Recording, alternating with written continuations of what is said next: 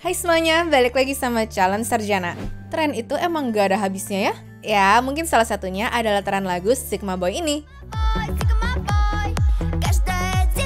Jujur lagunya menurut aku ganggu banget dan rusuh-rusuh gitu gak sih? Nah, tapi tahu nggak kalian kalau di negara Eropa tren satu ini tuh ternyata kontroversi banget loh. Penasaran dengan alasannya? Kalau gitu langsung aja kita bahas. Latar belakang. Jujur, dengar lagunya pas pertama kali itu ekspektasi aku ya, tren joget apaan lagi nih?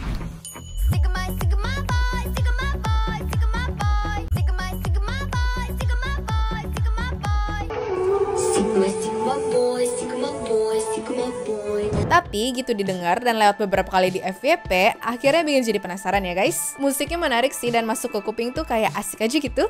Terus liriknya pun gampang diinget kan? Cuma Sigma Boy doang.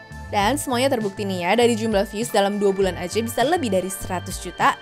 Udah gitu masuk Billboard posisi ke-7 dan viral banget kan di TikTok.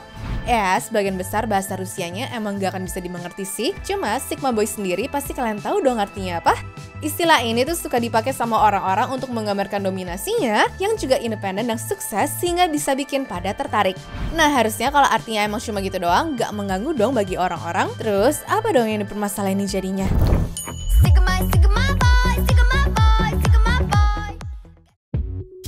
Mengganggu. Kalau mau dijabarin sebenarnya banyak banget ya guys. Mungkin di Indonesia nggak kerasa sama sekali ya, tapi di luar sana tuh tren ini udah meresahkan loh. Bahkan bisa dibilang norak sih. Soalnya pada nyetelnya tuh gede-gede terus lari-larian dan bikin gerombolan segala.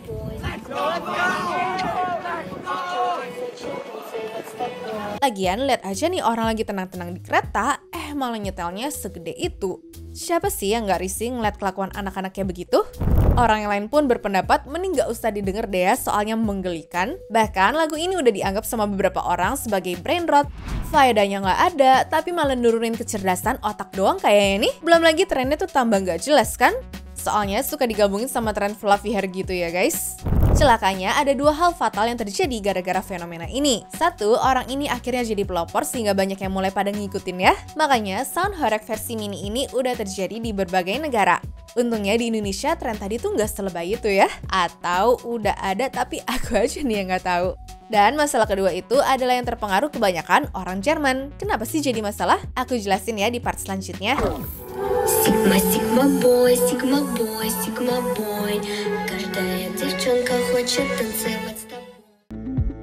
Berhubungan dengan sejarah.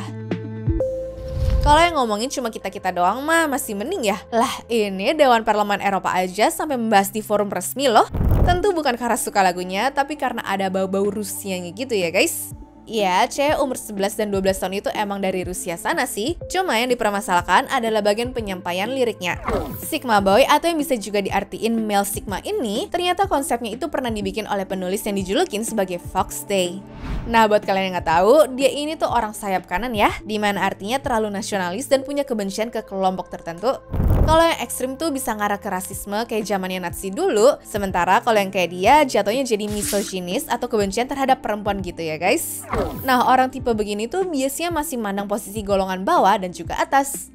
Lalu kalau balik lagi ke artis Sigma yang beredar sekarang itu kan menggambarkan kalau laki-laki itu sangat percaya diri, nggak putus siapapun, dan semua cewek bisa suka ya sama dia.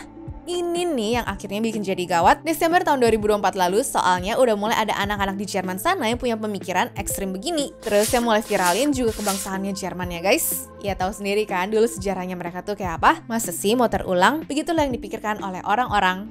Tapi memang yang ditakutin ya anak-anak labil begini gampang banget terpengaruh guys. Bahaya itu adalah mereka nggak sadar kalau anak-anak ini dijadiin alat sama Rusia.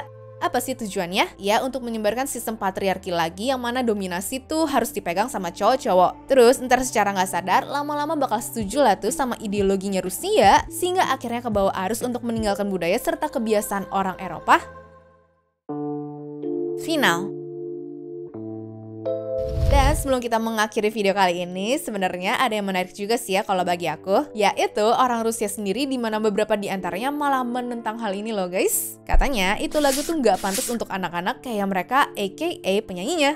Budaya Rusia juga nggak mau lah ya promosin anak-anak penerusnya dengan langkah seperti itu. Selain mengandung arti yang agak romantis dan mengarah ke mesum, takutnya kan orang-orang malah berpandangan miris ya pas ngeliat anak-anak Rusia. Walaupun kalau dari kacamata seorang komposernya yaitu Mikhail Khrushchev ini berpendapat kalau ini tuh cuma sekedar perbedaan sudut pandang aja ya teman-teman. Ya kalau mau dilarang sebenarnya nggak apa-apa juga sih, tapi biasanya yang dibatasin itu bakal lebih banyak dicari karena pada penasaran kan? Tapi harus nggak sih menurut kalian kita tuh berhati-hati sama lagu itu sebelum menjamur kemana-mana? Coba deh tulis menurut kalian pendapatnya di bawah ya. So segitu dulu ya guys video hari ini, sampai jumpa di video selanjutnya. Bye! Anyways, cukup sampai di sini ya guys video hari ini. Sampai jumpa di video selanjutnya. Dah!